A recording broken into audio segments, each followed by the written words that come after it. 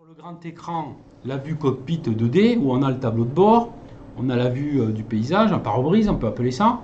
Et accessoirement, sur l'écran du bas, on vient essayer de mettre des trucs et que ça ne passe pas d'un écran à l'autre.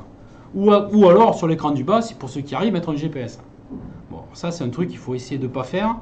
Enfin, c'est pas faire, on peut le faire, mais on perd tous les avantages de P3D pour ce qui est du mouvement de la machine dans la masse d'air et accessoirement du pilote dans la machine. Donc déjà, sur l'écran du haut, l'idée, ça a été de transformer le cockpit 2D en cockpit virtuel. Donc on retrouve la même chose, on retrouve une vue du tableau de bord, enfin du pare-brise. Dessous, on a le tableau de bord en 3D, d'accord ? L'inconvénient de ce système-là, alors quand on n'a qu'un écran, on n'a pas le choix, évidemment. Mais quand on a deux écrans, on a tout intérêt à externaliser le tableau de bord sur un autre écran, ne serait-ce que par rapport à la lisibilité des instruments. Parce que quand il faut aller manipuler un GPS ou lire ou régler un QNH sur un cockpit 3D où ça remue avec la souris, c'est un truc, on devient fou, quoi. Hein. Bon. Mais toujours pareil, si on a deux écrans, si on en a qu'un, on n'a pas le choix. Donc la solution en fait a été de... Et surtout, alors, et sans pour autant perdre des images. Parce que sinon c'est facile, je crée 1000 fenêtres, j'en mets de partout et ça va marcher, quoi. Donc l'idée c'est de conserver une seule image, une seule fenêtre, une seule view, mais dispatcher des fenêtres de partout. Donc la solution en fait c'est, on met le cockpit virtuel sur l'écran principal, on garde, alors on garde ou on garde pas. Je leur ai fait le démo en enlevant, on peut enlever le cockpit virtuel, c'est-à-dire la planche de bord, d'accord, de façon à avoir les mouvements. Mais le problème c'est que quand on vole en VFR, le premier truc qu'on t'apprend le jour où tu montes la première fois de ta vie dans un avion où tu commences à voler, le premier truc qu'on t'apprend c'est le repère capot, moteur, horizon. C'est comme ça qu'on vole. Donc je vole, j'ai mon tableau de bord, là, l'espèce de bourrelet là, qui vient comme ça. Devant, on peut voir éventuellement l'arrondi du capot moteur avec l'hélice qui tourne au bout. On te dit, ben, tu prends le repère du haut du capot moteur, tu prends l'horizon au fond. L'horizon, c'est la ligne imaginaire ou réelle qui existe entre la Terre et le ciel. Et il faut que la distance entre le repère du haut du capot moteur et l'horizon soit constante. Si elle est constante, je suis en palier. Si elle grossit, je descends. Si elle réduit, je monte. Donc j'ai pas besoin d'avoir des lieux vario, l'altimètre, c'est ça le vol à vue. Donc si on ne met pas de capot moteur sur la vue cockpit virtuelle, c'est pas... Alors certes, ça fait chouette, on a l'impression qu'on voit l'image en grand, ouais c'est chouette, mais il n'y a aucun repère. On ne peut pas piloter comme ça, c'est pas possible, quoi. Donc l'idée c'est de garder le capot moteur. Mais si je garde sur mon écran la moitié du cockpit avec les instruments en bas, où est l'intérêt de mettre les instruments sur notre écran? Premier point. Et surtout, l'intérêt, c'est que je vais me retrouver avec des écrans là et des écrans dessous, de gauche. Ça perd du réalisme. Donc la solution, en fait, c'est de se mettre en cockpit virtuel en haut. Et avec les combinaisons de touches qui vont bien, c'est d'ajuster, en fait, le tableau de bord 3D de façon à ce qu'il se mette en bas de l'écran, puisque cet écran, il est au-dessus de l'autre, de façon à ce que mentalement, vous imaginez que sur l'écran d'en bas, vous avez votre tableau de bord 2D, et sur l'écran d'en haut, vous voyez le haut du tableau de bord 2D avec le petit bourrelet, éventuellement la boussole, le compas. Et si vous avez un écran un peu wide, comme Claude, c'est un incurvé wide, en plus, du coup, vous élargissez votre champ de vision, ce qui fait qu'en haut, en fait, comme vous allez descendre le bourrelet du haut tableau de bord en bas, en haut, vous allez vous retrouver avec les pare-soleil.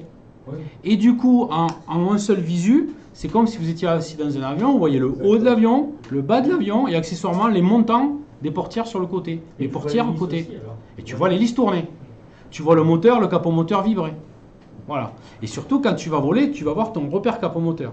Alors ça, c'est le premier point. Ça, c'est quand on est à l'arrêt. Et quand on va voler, l'avantage de garder ça, c'est quand on va faire ces mises en virage, qu'on va accélérer, qu'on va monter, en fait, il y a un mouvement en fait, de travelling et de mouvement qui, en fait, donne plus d'immersion au vol. Ça ne fait pas un vol qui est trop figé, quoi. Donc ça donne de l'amplitude, d'où l'intérêt après de mettre des logiciels de météo qui vont gérer de l'aérologie, avec des turbulences de sillage, ou des courants ascendants, des courants descendants, etc., etc. Donc ça apporte un plus. Donc ça c'est sur l'écran du haut.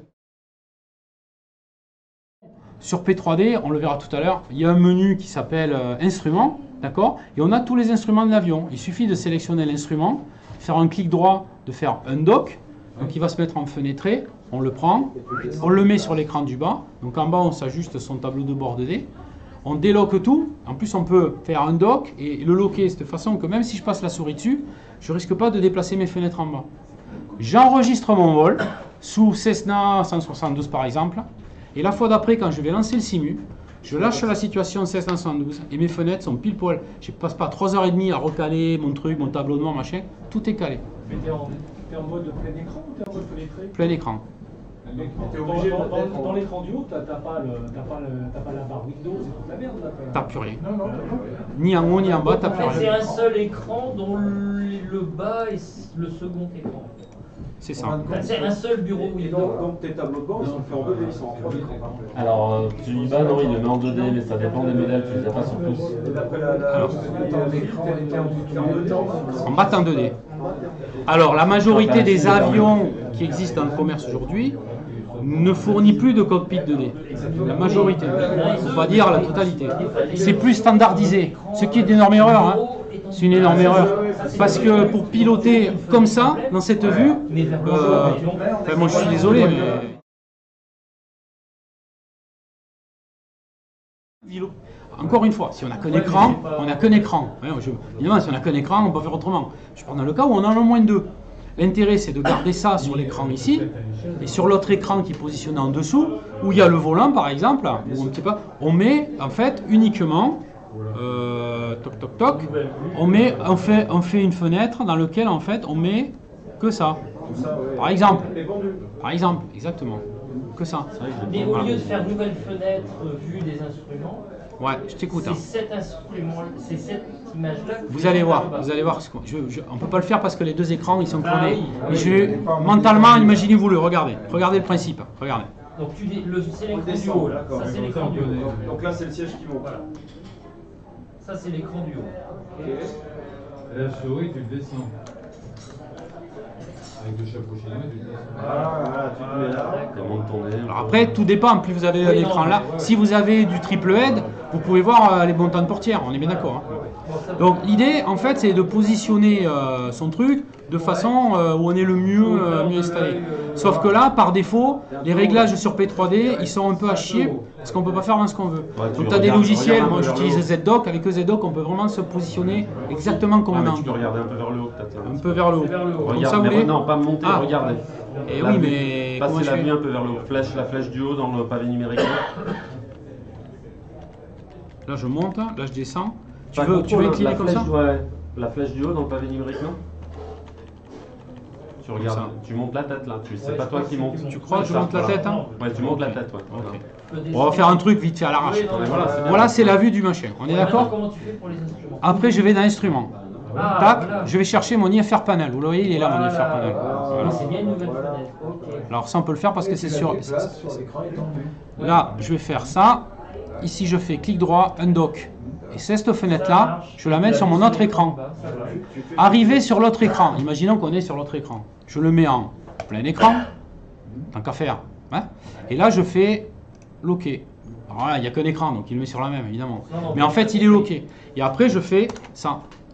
Et là, je suis en plein écran. Ouais, t'es en full screen sur les Sauf que, évidemment, ouais, mais je suis les deux, il n'y a qu'un écran. Il faudrait que ça, je puisse l'amener sur mon écran qui est devant moi, si vous voulez. Il faut se mentaliser le merdier. Donc, quand vous voulez, en fait, vous avez cet écran qui est face à vous, qui est fixe, qui ne bouge pas. S'il est tactile et que vous mettez un GPS ou quoi, vous pouvez même le manipuler avec les doigts ou à la souris, mais ça ne bouge pas. Alors que pour manipuler un GTN en vue cockpit virtuel intégré dans le cockpit, non, mais on y arrive, mais ça demande une... Alors après, on peut utiliser, il y a des logiciels qui vous, par combinaison de touches, qui vont directement vous amener pile poil pour pouvoir le manipuler. Non, non, mais je critique pas, c'est juste qu'il y a plusieurs façons de voler, encore une fois. Hein. Voilà. Donc, imaginons que là, je fais mon truc. Alors, je vais faire comme ça, comme ça, comme ça, comme ça. Voilà. Voilà. Alors, ce que je vais faire, je fais comme ça. Si t'as pas de 2D, tu peux mettre les 3D en En bas. fait, le Sauf but, qu'ils vont avoir que le le même haut va combat. bouger, mais pas le Ah haut. ouais, ok, d'accord. Ah, mais complètement. Potentiellement, tu peux mettre en 3D. c'est-à-dire, Alors, on va la jouer comme ça. On va s'imaginer que ce que je mets en petit, ça correspond à l'écran du bas. Et donc, tu auras D'accord. l'effet de... L'idée, c'est qu'une fois qu'on est là, on se met Golden Dark. Golden Dark, ça veut dire le moteur est éteint, les batteries sont éteintes, le frein de parc est tiré. D'accord. Et j'enregistre ma situation.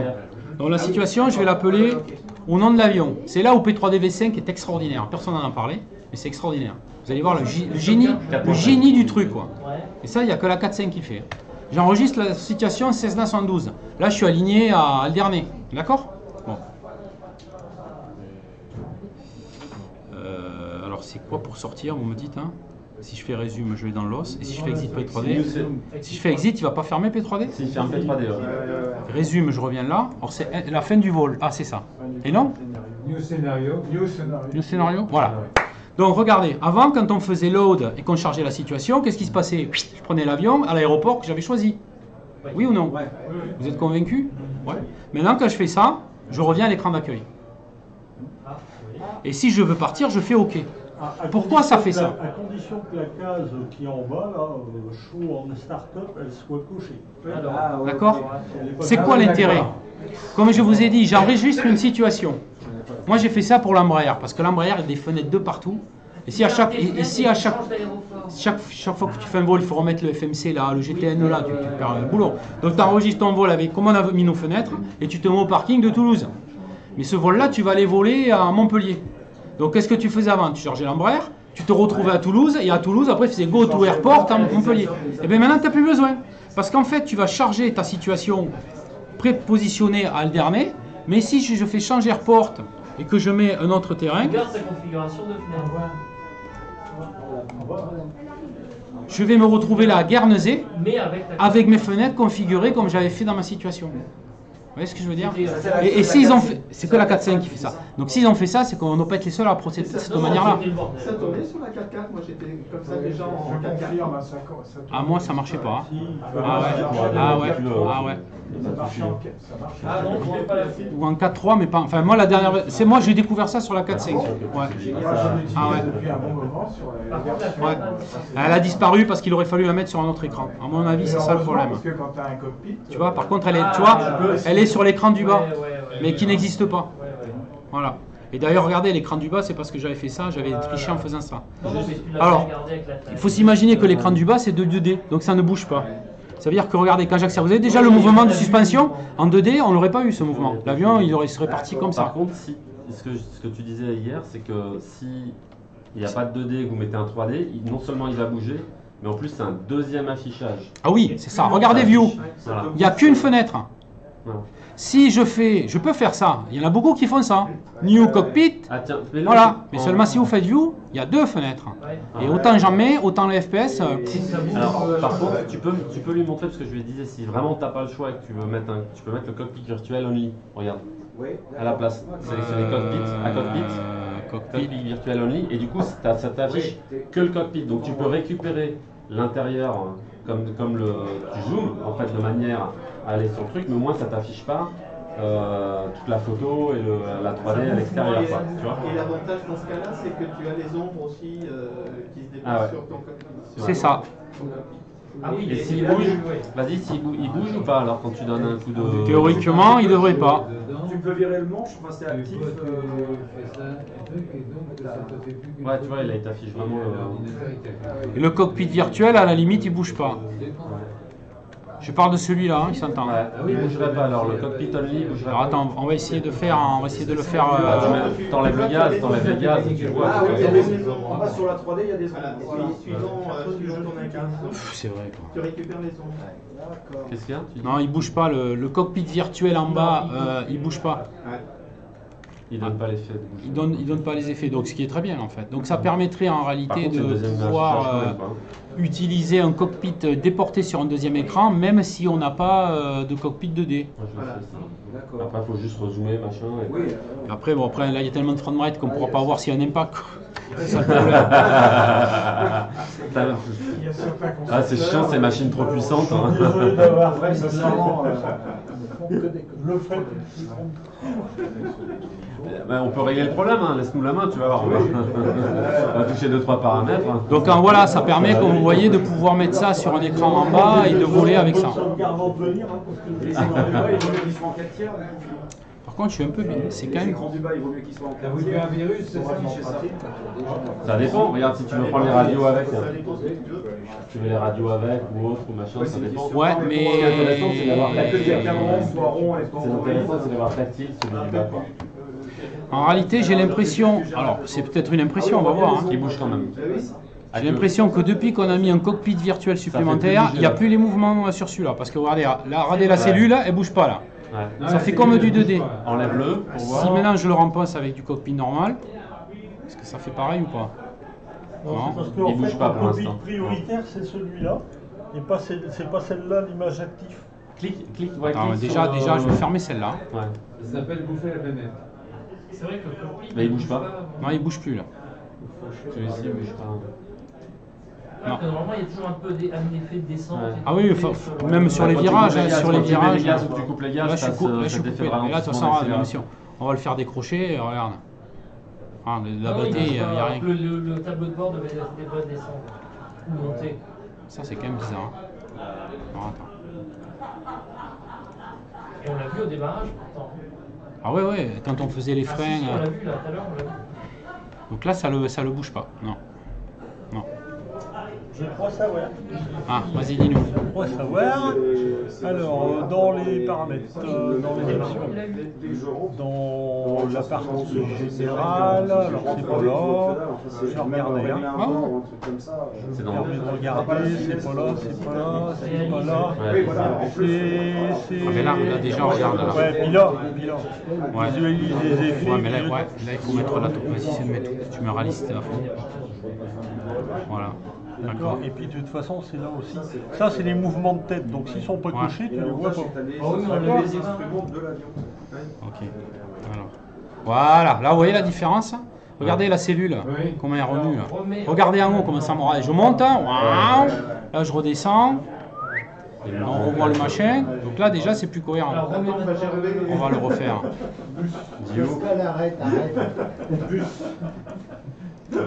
Mais le problème, ah ouais, ça y est, je me souviens parce que je suis pas à moitié fou quand même. Ça, il faut pas le faire ce qu'on fait là.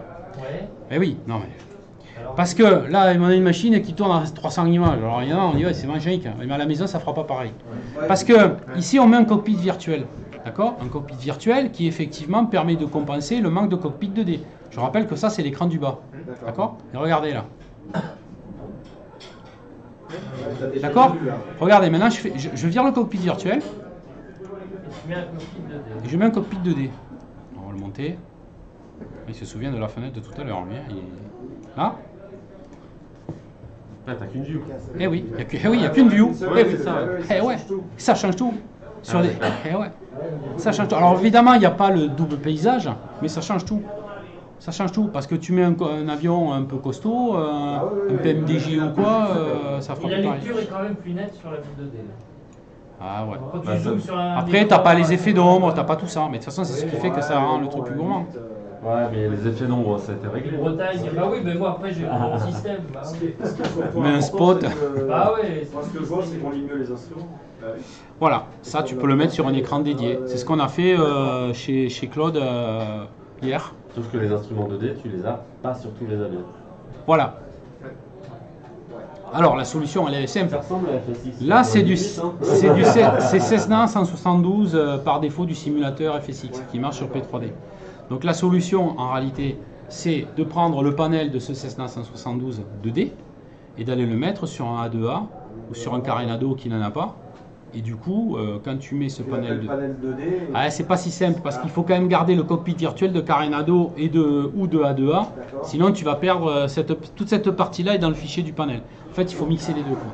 Voilà. Et là, ça va fonctionner. Donc hier, on a fait ça comme il a un A2A, Claude, mais qu'il n'a pas le 172 par défaut. Pour la démo, ce que j'ai fait, je lui ai pris le panel du MOL et je lui ai mis un panel 2D de MOL sur le Cessna 172 A2A. Il y a un disque là, c'est à qui on parle? Voilà. Et donc, en haut, tu as le Cessna 172 et en bas, bon, en attendant, c'était juste pour faire la démo. Quoi. Mais en fait, le principe, il est comme ça. Si vous avez deux écrans, alors franchement, maintenant, toutes les cartes graphiques, il y a au moins deux sorties. Un écran, pas besoin d'avoir le dernier cri, hein, même un écran de récup, ça dépanne bien, quoi. Et du coup, tu te mets ton tableau de bord 2D sur ton petit écran. Et en fait, ça te libère la vue, quoi. Parce que du coup, sinon, ou alors si tu voles, tu vas voler comme ça, du coup. Donc tu es toujours en train. Bon, après. Toujours, voilà. J'avais des side-tech, j'ai un track hier si vous voulez faire. Pro 5. Je crois qu'il fait beau là, non? Ouais. On va prendre l'air. Je l'ai pas amené par contre, mais ça tombe.